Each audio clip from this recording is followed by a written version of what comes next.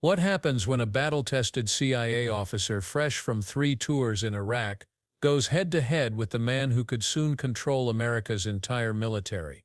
In a tense Senate confirmation hearing, Senator Elissa Slotkin didn't just ask polite questions, she launched a constitutional stress test, pressing Pete Hegseth on whether he'd serve the law or the president's will. The stakes? Nothing less than the independence of the U.S. military, and whether it could be turned into a political weapon on American soil.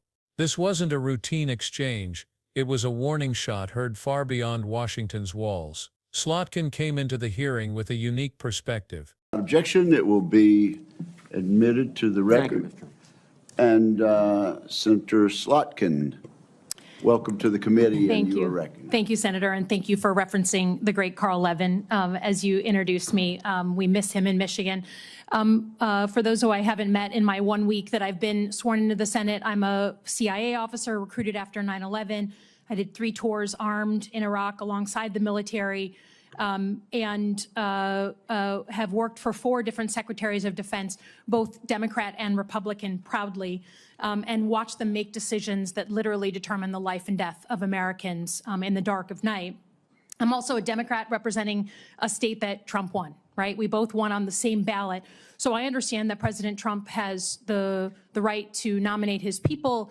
We are going to have policies that we disagree with. All of that, to me, comes very standard. What I think I'm most concerned with is that no president has the right to use the uniformed military in a way that violates the U.S. Constitution and further taints the military as that apolitical institution that we all want, right?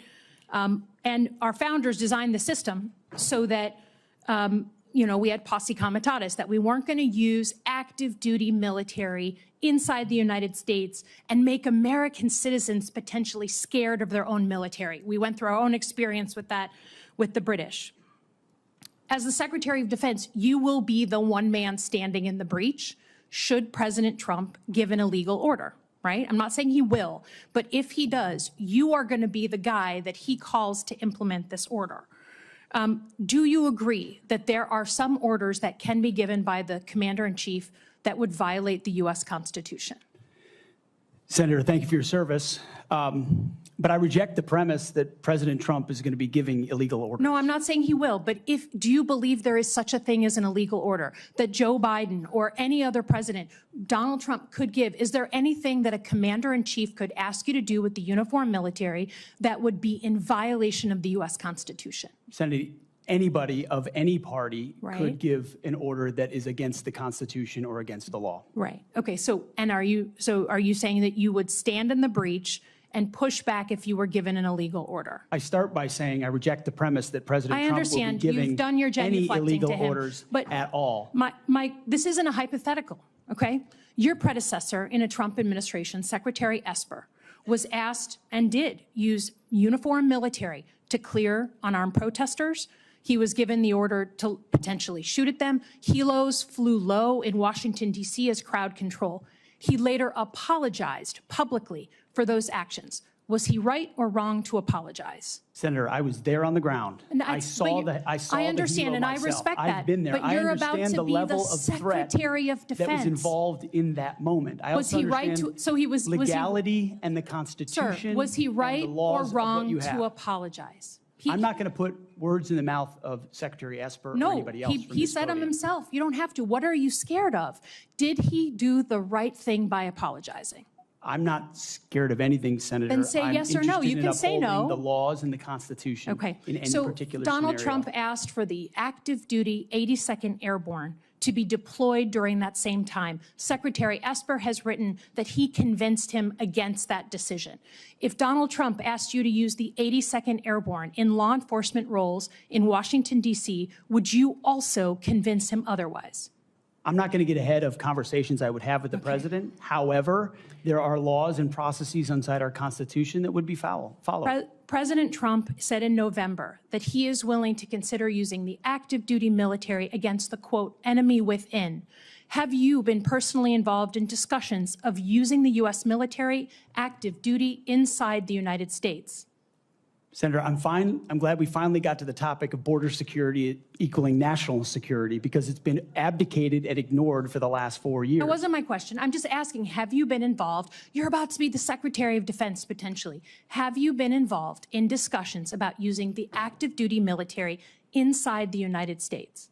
Senator, I am not yet the Secretary of Defense. Right. I'm if just confirmed, I would be party to any number of So you haven't been in conversations, any of these which I would not conversations? reveal what I have discussed with the President of the United States. Just have you been in conversations? You're going to be in charge of 3 million people, the active duty that I know you care about, I believe you care about.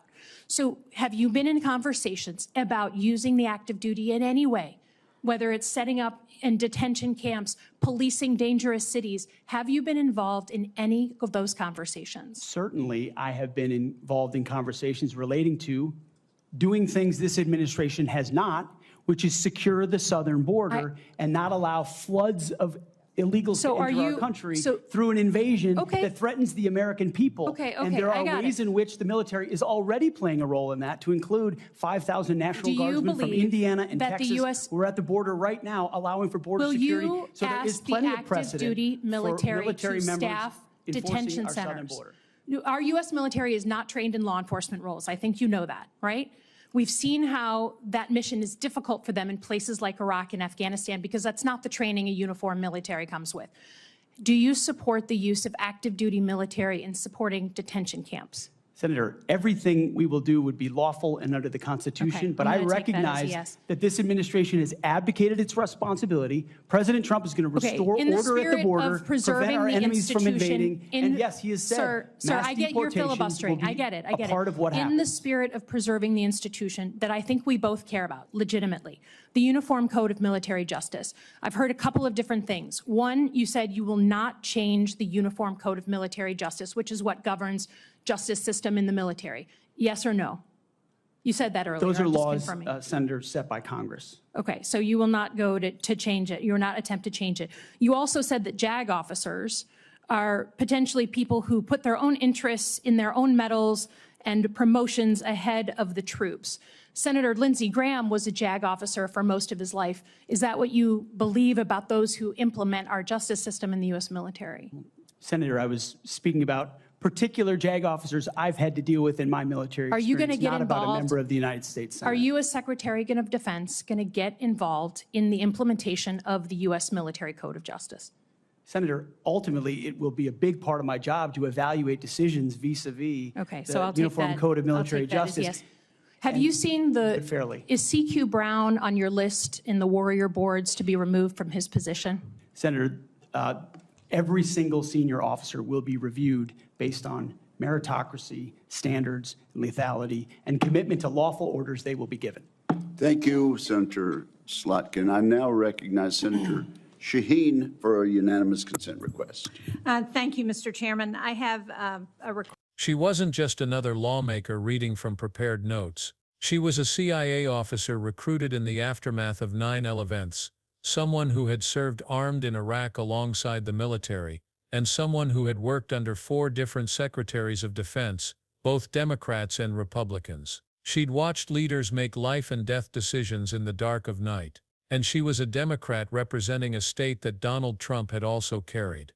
That combination meant she understood the political divide, but she was there for something deeper than partisan talking points. Her opening salvo went straight to the heart of the matter.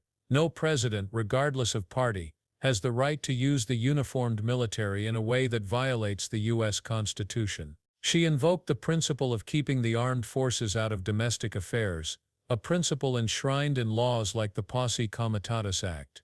The founders had designed it that way to prevent American citizens from ever feeling afraid of their own military, a lesson learned from the country's experience under British rule. Her message was clear: the Pentagon is not a presidential plaything. Then came the question that set the tone for the entire exchange: would Hegseth's loyalty lie first with the Constitution, or with the president issuing the orders? She pressed him to acknowledge that illegal or unconstitutional orders can be given, and that a defense secretary's job is to refuse them. At first he sidestepped, rejecting the premise that President Trump or any president would issue such commands. But Slotkin wasn't letting go. She wanted him to say on the record that there are some orders no defense secretary should follow. To make her point, she turned to a real-world example. During Trump's term, then Defense Secretary Mark Esper had overseen the use of low-flying helicopters to disperse unarmed protesters in Washington, D.C. Esper later apologized publicly for the decision. Was he right to do so? Hegseth dodged again, refusing to give a clear answer. The exchange was tense. Slotkin accused him of avoiding the question, wondering aloud what he was afraid of. The issue wasn't just about helicopters, it was about whether military assets could be used against American civilians, and whether Hegseth would have the courage to call it wrong. The conversation soon shifted to another flashpoint, the deployment of the 82nd Airborne Division to Washington during unrest. Esper had convinced Trump not to go through with it, but Slotkin wanted to know, would Hegseth do the same if asked? His response was careful. He spoke about following laws and processes, but wouldn't commit to resisting such an order outright. That hesitation only deepened the tension in the room. Slotkin then drilled into what she saw as one of the most dangerous trends in modern governance, the temptation to turn active-duty military into a domestic police force. She challenged Hegseth directly about whether he supported using soldiers for border crackdowns, detention camps, or urban policing. Her concern wasn't abstract. She pointed out that the military is not trained for law enforcement roles, and history had shown the problems that arise when troops are tasked with missions outside their expertise. Hegseth, however, pivoted to talking points about securing the southern border and preventing illegal crossings, avoiding a direct yes or no on the core question. From there, the hearing moved into territory that most Americans rarely think about, but that's critical to how the military functions: the Uniform Code of Military Justice. Slotkin wanted assurances that Hegseth would respect its independence. She reminded him that it's Congress, not the Pentagon, that sets those laws. She also confronted him over past comments suggesting that some JAG officers, military lawyers, prioritized their own careers over the troops they served. Was that how he really viewed the people who safeguard military justice? He clarified that he was speaking only about certain individuals he'd encountered, not all JAGs,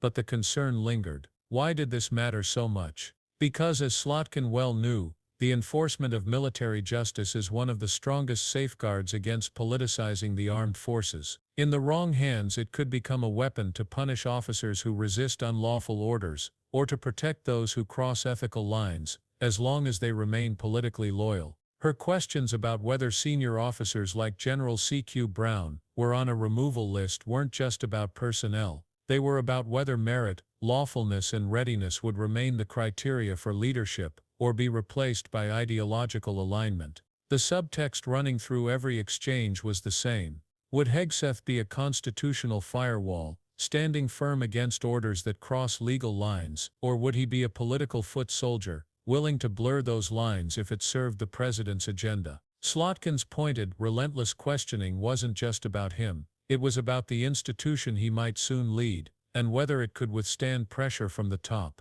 As the hearing unfolded, it became clear that this was more than a confirmation process. It was a microcosm of the larger struggle over civil-military relations in America. The U.S. military is among the most trusted institutions in the country precisely because it is supposed to remain apolitical, focused on defending the nation, not enforcing political will. Slotkin was warning that once that boundary is crossed, it's hard to go back. Even when Hegseth agreed in principle that any president could give an unlawful order, his unwillingness to state outright that he'd refuse one left a shadow over the proceedings. For Slotkin, that shadow represented a dangerous ambiguity, one that could have real consequences if the nation found itself in a constitutional crisis. By the end, viewers weren't just left with an impression of two political figures sparring. They were left with a question about the future of the Pentagon itself. Could it remain the disciplined professional force that Americans count on, or was it at risk of becoming a tool for domestic political battles? And in that choice, what role would the next defense secretary play?